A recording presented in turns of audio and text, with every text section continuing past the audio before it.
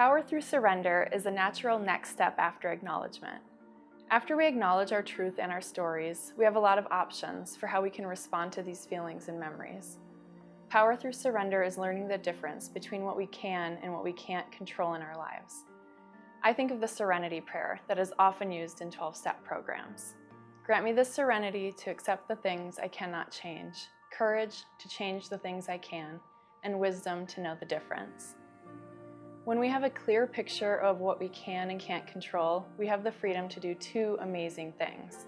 First, we let go of putting our time and energy into trying to control the impossible or unnecessary. And second, we use that time and energy to take action where we really can make a difference. We can redirect our efforts to bring positive change into our lives. An example that comes to my mind when I think about this strategy is a powerful healing story from my grandfather's life. My grandfather was a Holocaust survivor during World War II. He was part of the anti-Nazi resistance movement, but was eventually caught and taken to Auschwitz as a political prisoner. He witnessed and withstood torture and abuse regularly. He lost his home, many friends and family during this war, and weighed under 90 pounds by the time the war was over. I didn't get to meet this hero until a few decades later when I was born. I grew up knowing that he was a prisoner during the war from his stories and from the prisoner number the Nazis had tattooed on his forearm. I never viewed him as being broken, weak, or as a victim. Early on in his life, he decided that he would not let this horrible experience define him. He decided that he would not become bitter, angry, or vengeful, even though he could have. He decided that he would make meaning from his story. He was the kindest, most loving, and strongest man I ever met.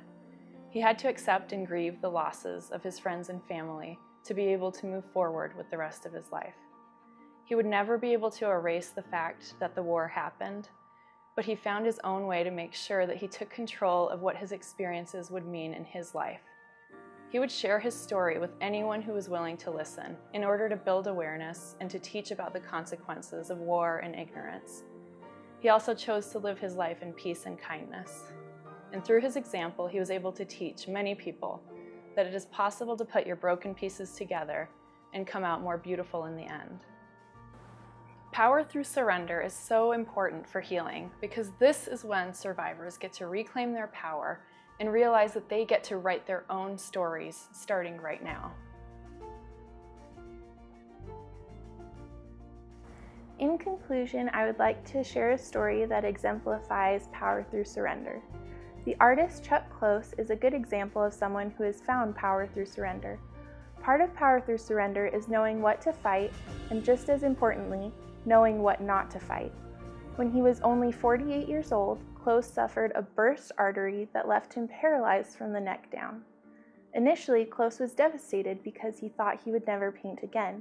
He says, "I remember saying, 'You see, I told you I can't do it,' with tears running down my cheeks." Close could have given up and never painted again, but he figured out a way to keep making art. He started wearing a brace that would keep his hand gripped around his paintbrush, and he worked to regain enough movement in his arm to paint. Close could have spent his time focusing on the thought, "I can't do it." Instead, he chose to let that thought be.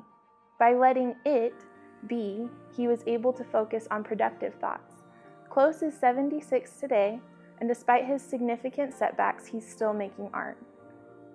Just like Close, you could spend all of your time fighting your limbic system. Instead, identify your trauma voice for what it is, and find power in moving forward and strengthening your prefrontal cortex. I hope as you focus on power through surrender this week, you find peace in practicing this strategy.